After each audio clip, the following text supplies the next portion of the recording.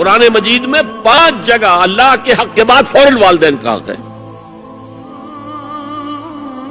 وَقَضَىٰ رَبُّكَ أَلَّا تَعْبُدُوا إِلَّا إِيَّاهُ وَبِالْوَالِدَيْنِ إِحْسَانًا. تیرے رب نے فیصلہ کر دیا ہے کہ اس کے سوا کسی کی بندگی نہیں کرو گے اور والدین کے ساتھ نیک سلوک کرو گے. اللہ کے حکم کے بعد، اللہ کے حق کے بعد والدین کا حق ہے. سورہ لقمان میں انشکر لی ولوالدیک، شکر ادا کرو میرا بھی اور اپنے والدین کا بھی. اور سورہ بنی اسرائیل میں تو کیا تفصیل آئی ہے. اما یبلغن عندک الکبر احدہما او کلاہما فلا تقل لہما اف ولا تنہرہما وقل لہما قولا کریما واخفض لہما جناح الذل من الرحمۃ وقل رب ارحمہما کما ربیانی صغیرا. اگر تمہارے والدین میں سے ایک یا دونوں تمہارے پاس بڑھاپے کی عمر کو پہنچ ہی جائے،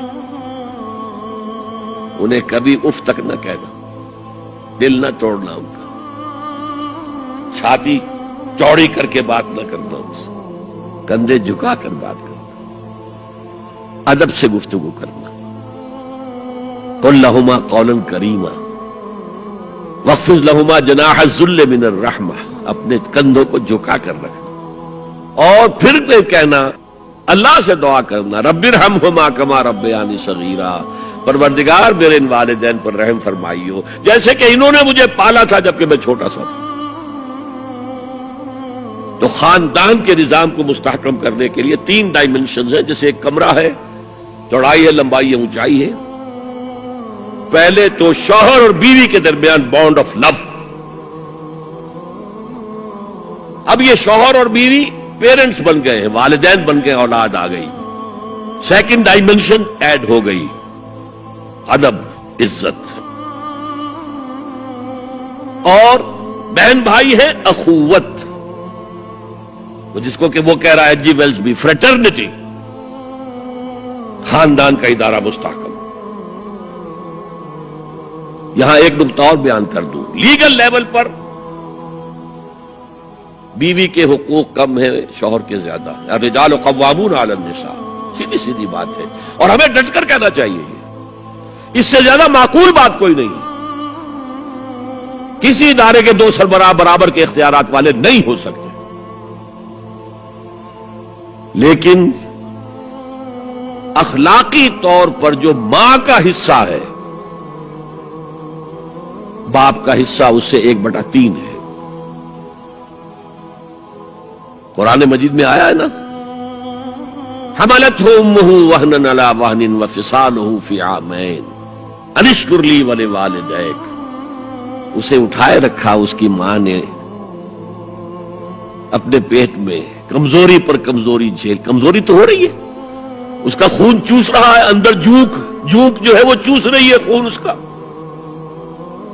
اور سب ماؤں کو تو اتنی نرشمنٹ موجود نہیں ہوتی کہ آپ پریگننسی میں اس کے لیے ضروری نرشمنٹ فراہم کر دیں. وہنن علی وہن، کمزوری پر کمزوری جھیل کر بھی اپنے پیٹ میں اٹھائے رکھا. وفصالہ فی عامین، اور پھر دودھ چھڑانا ہوا 2 سالوں میں. وہ جھونک جو ہے وہ پھر اس کی چھاتیوں سے چمٹ گئی. لہذا اس کا حق 3 گنا زیادہ ہے باپ سے. ایک صحابی حضور سے پوچھتے ہیں، حضور میرے حسن سلوک کا اولین مستحق کون ہے؟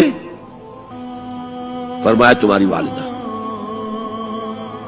پھر پوچھا ان کے بعد کون؟ پھر کہا تمہاری والدہ.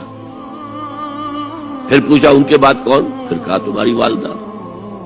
پھر پوچھا ان کے بعد کون؟ تو کہا تمہارے والد. 3 درجے. اور یہ جو فرمایا الجنت تحت اقدام الامہات، جنت تو ماؤں کے قدموں تلے ہے، یہ باپ کے بارے میں تو نہیں فرمایا. یہ ہے ایکویشن، بیلنس. اسلام قسط کی بات کرتا ہے، انصاف کی بات نہیں کرتا. انصاف تو یہ کہ آدھی روٹی ادھر دے دو، آدھی ادھر دے دو. انصاف ہے، یہ اچھی چیز ہے. یہ قسط یہ ہے کہ بوجھ اٹھانا ہے تو جو زیادہ قوی ہے اس کو زیادہ بوجھ دو اٹھائے، اور جو کمزور ہے اسے کم بوجھ دو. یہ قسط ہے. تو اسلام نے عورتوں پر ذمہ داریاں کم رکھی، ان کے اختیارات کم رکھے، لیکن اولاد پر حق ماں کا 3 درجے فائدہ.